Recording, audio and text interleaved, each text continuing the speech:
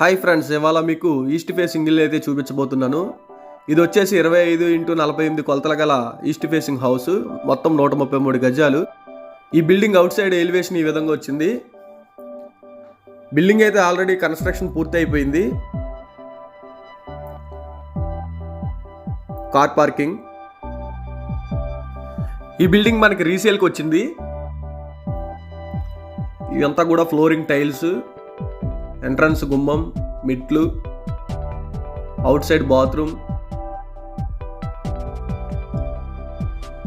ఇది సింహద్వారం, entrance hall,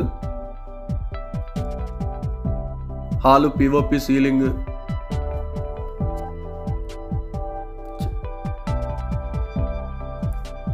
ఇది వచ్చేసి టీవీ యూనిట్.